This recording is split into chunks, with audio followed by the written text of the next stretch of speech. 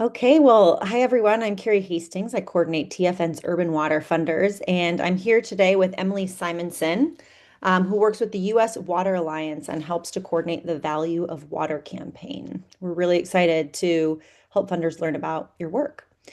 So the U.S. Water Alliance staffs the Value of Water campaign. So tell us enough about the Alliance so that you can tell us about Value of Water, and what the primary goals are of this coalition. Totally. So, as you said, the Alliance staffs the Value of Water campaign. So they're a little different. The Value of Water campaign actually existed before the U.S. Water Alliance did. But why the U.S. Water Alliance staffs it is that the fundamental premise behind why the Alliance exists is that it's going to take all of us to guarantee, safe, affordable water for all people to distribute the economic benefits of water systems fairly, and balance in, water for people, water for nature, in a context of a changing climate. That's the alliance's why. And our network's diversity, right, across utilities, nonprofits, the private sector, et cetera, is a big part about how we think about solutions to those challenges. But in that big tent, those folks don't agree all the time, right? And the value of water is a great fit for the US Water Alliance because its purpose is something that every single US Water Alliance partner and member can get behind. And that purpose of the campaign is to build public and political will to invest in the nation's aging and failing water systems. So, whether you are from a utility, you're from the private sector, you care about water for people, for fish, for rivers, for cities, water infrastructure is the first line of defense. It's the common denominator behind pretty much every major water challenge we face, from flooding to pollution to strain on water supply. List goes on. Great, thank you. How about the scale of your efforts? Is VOW exclusively at the federal level, or do you work at state and local levels as well? Yeah. The Valley of Water campaign has always had federal ambitions, but I would actually say that the scale of focus of the campaign's work has shifted over time. And when I think about that, I really break it into three eras. When the Valley of Water campaign was started, the water sector really had a problem with silent service culture.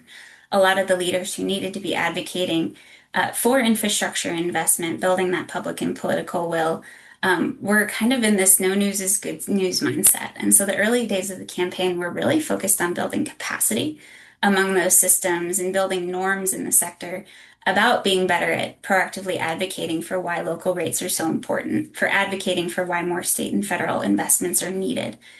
And we continue to do a lot of those smaller elements that help build that capacity today so for everything from our Imagine a Day Without Water National Day of Action to resources that we put out there that help folks in the water sector become better communicators. But we're so happy to see that, like, since the Valley of Water campaign made that initial investment, we've seen a lot of other organizations pop up and really support that effort as well, which is awesome.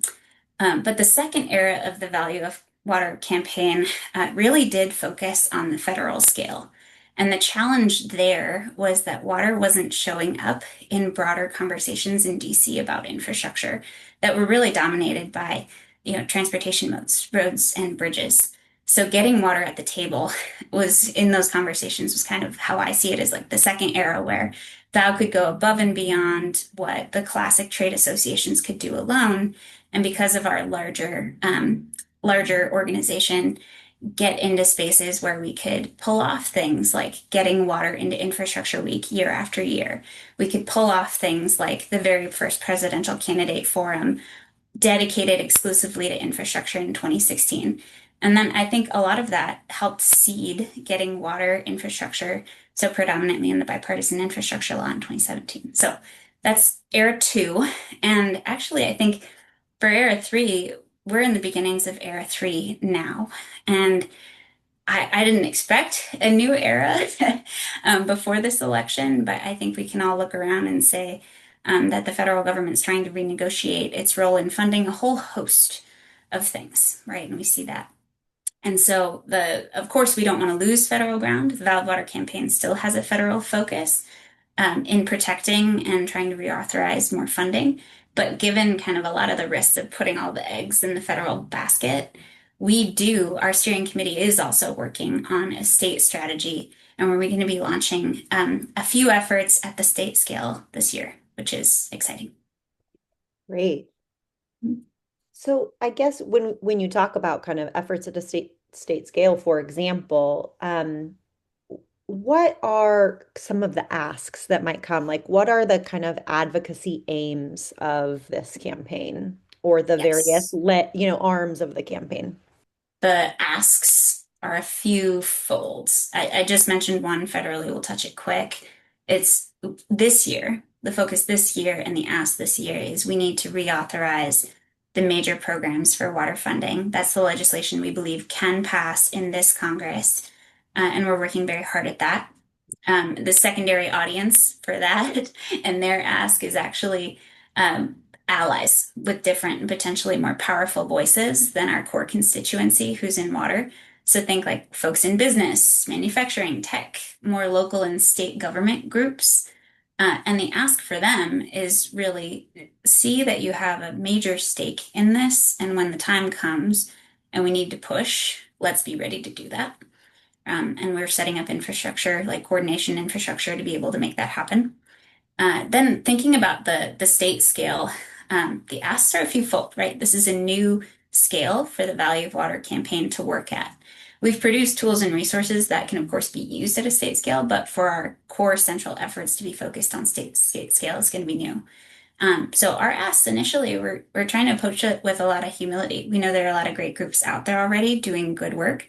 So we're trying to think about the tools and resources we already produce and how we can make tweaks to those so that those advocates can use them. For example, we just released the most ambitious, broadest scope economic benefits of water infrastructure research we've ever done that, for the first time lays out state by state what's needed in each state and to bring that state's water infrastructure up to a state of good repair and what's the gap, right? And what that might mean for that state's economy and different sectors of its economy.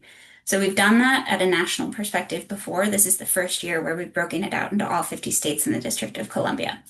So the ask there is to use those resources. But then this year, moving forward, we also want to, try to partner up in a couple key states to bring really the Valley Water Campaign Steering Committee together, right? Those utility voices, private sector voices, and now we have our first conservation group on the steering committee, which is pretty cool. So shout out to American Rivers for being the first, hopefully not the last. But the idea there is to pick a couple states and have more alignment conversations between the utility community and conservation interests in those states.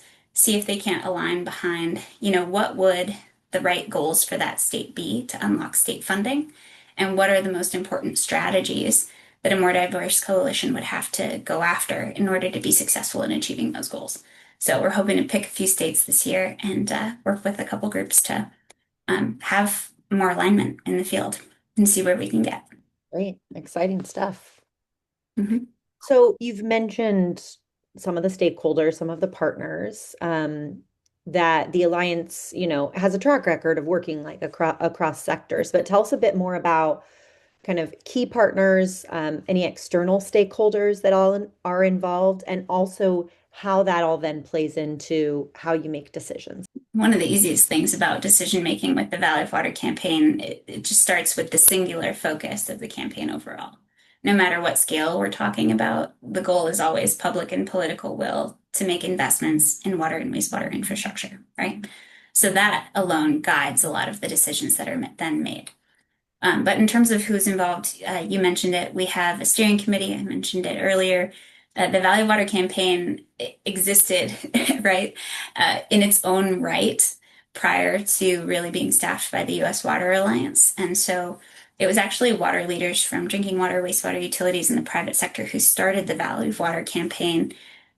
Those groups are still very involved. We have also newly labor groups, construction coalitions, and as I mentioned, as of 2025, our first conservation voice on the steering committee in the form of American Rivers. So that steering committee meets quarterly. They set the overall strategy. a lot of things in the vow work plan are cyclical year over year and don't change, but the particular angle or way to message in a given year might change. And we talk a lot with our steering committee about what that might be. And of course, with our expansion into state strategy for the Value of Water campaign, we had our like big strategy kickoff last September about that big brainstorm, big prioritization conversations still ongoing to land where and how we really want to go about that in detail. But beyond the steering committee that the U.S. Water Alliance staffs, we also are opening our doors to additional coordinating partners. And we're doing that through an effort called United for Water. I mentioned that like a big secondary audience for us at the federal scale is actually new allies. And United for Water is an effort we started in 2025 to create a coordinating table with folks, from the Chamber of Commerce, the National Association of Manufacturers, National League of Cities, and many others, where we are getting together just to swap notes about what is the state of play, what messages are we using, who are our squeaky wheels on key committees. And so that when the time is right, we're ready to mobilize and make a push when we see that a moment has come. So, as we wrap up, what do you see as the greatest challenge or threat to the work that Val is spearheading, and also the most promising opportunity that you really see this collaborative being able to accomplish? Oh, it's so hard to pick one, Carrie. In the broader scheme of things, we have a federal government who is renegotiating its role in funding all sorts of things that it used to fund. We're in the age of Doge.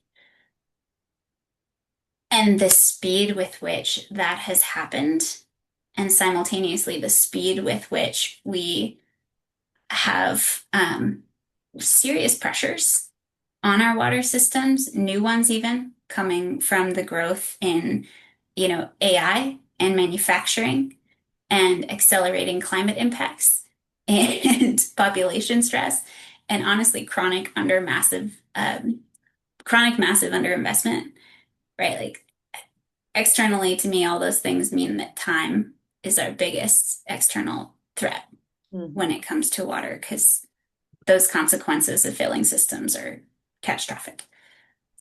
But internally, I would say like to our community of people in water who care about this, regardless of where they sit in their day to day, I think our biggest challenge is honestly a lack of coordination, infrastructure, and capacity.